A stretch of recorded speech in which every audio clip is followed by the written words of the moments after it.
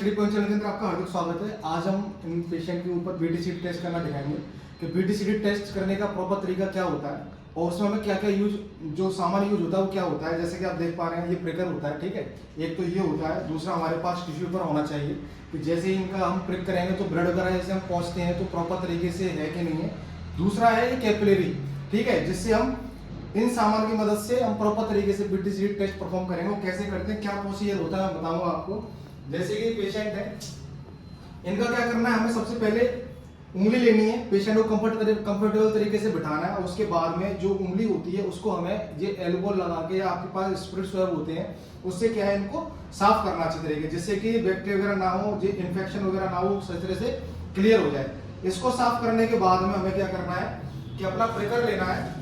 प्रिकर लेने के बाद में इसको ये जैसे टॉप होती है उसको इस तरीके से घुमाना है और खोल लेना है, ठीक है। जैसे इतनी निडल निकल आती है, निडल लेने के बाद में कंफर्म तरीके से पकड़ना है इसको। पकड़ने के बाद में इसको प्रिक करना है, ठीक है। प्रिक कर दिया, उठा दिया। जैसे कि आप देख पा रहे हैं ये आ रहा है, ब्लड आने लग गया है और हमें अपना टाइमर चेक कर ले, टाइमर रखना है और टाइमर स्टार्ट कर लेना है, ठीक है। जैसे कि अपन टाइमर स्टार्ट कर लेते हैं।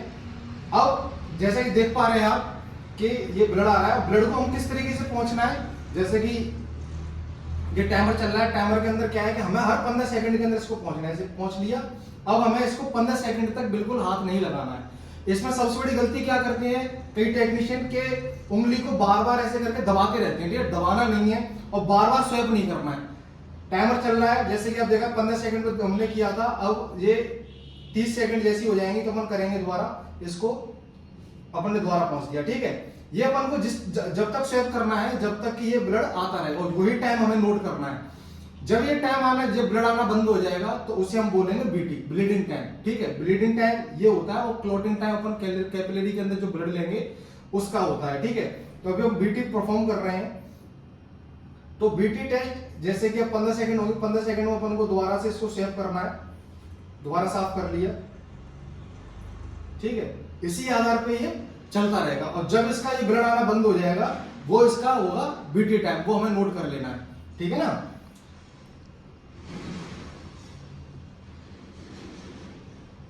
जैसा कि देख पा रहे हैं इनका ब्लड आना बंद हो गया, ठीक है। तो ये हमारा बीटी टाइम हो गया, हमें ये नोट कर लेना है, ठीक है। तो इस तरीके से हमें ये ब्लीडिंग टाइम अपन को परफॉर्म करना है, ठीक है। ये तो हो गया बीटी टेस्ट, ठीक है। अब सीटी के लिए क्या करना होता है अपन को कि जैसे ही अपन ने पेशेंट को प्रिक किया, प्रिक करने के बाद में अपन को ये कैपिलरी जो होती है वो लेनी है और कैपिलरी लेने के बाद में अपन को उसमें ब्लड फिल कर लेना होता है। जैसे कि हमारा बीटीसीटी का प्रोसीजर मैंने आपको पूरा बता दिया है। बीटीसीटी का मैं एक बार दोहरा देता हूँ कंफर्मेशन के लिए। पेशेंट को बुलाना है, प्रॉपर तरीके से बिठाना है, बिठाने के बाद में पेशेंट की जो कंफर्टेबल हो उस हैंड से अपन को प्रिक करना है। प्रिक कैसे करना है कि उंगली को अपन को डिसइंफेक्टेड करना है एल्कोहल स्वैब के द्वारा। साफ करने के बाद अब प्रिकर के द्वारा वन टाइम में प्रिक करना है। प्रिक करने के बाद हमें टिश्यू पेपर की मदद से क्या करना है तो उसको हर 30 सेकंड में, हर 15 सेकंड के अंदर उसको हमें स्वैप करना है और टाइमर ऑन कर लेना है, ठीक है। अब उसके बाद में क्या है कि प्रिक करने के बाद हमें कैपिलरी लेनी है, कैपिलरी इस तरीके से हमें ब्लड से फिल कर लेनी है पूरी। फिल करने के बाद में इसको रख देना और अपना प्रोसीजर वही चालू होगा। जैसे कि 15 सेकंड बाद, हर 15 सेकंड बाद पेशेंट की उंगली को साफ करना और देखना है, टाइम नोट करना है कितने टाइम में बंद हो रहा है। जैसे कि मैंने बता दिया था प्रॉपर तरीके से बंद हो गया था। अब काम चालू हो तो हमारी बीटी होगी जो हमने नोट किया। अब सीटी के अंदर क्या होता है, जैसे कि आप देख पा रहे हैं ये कैपिलरी होती है।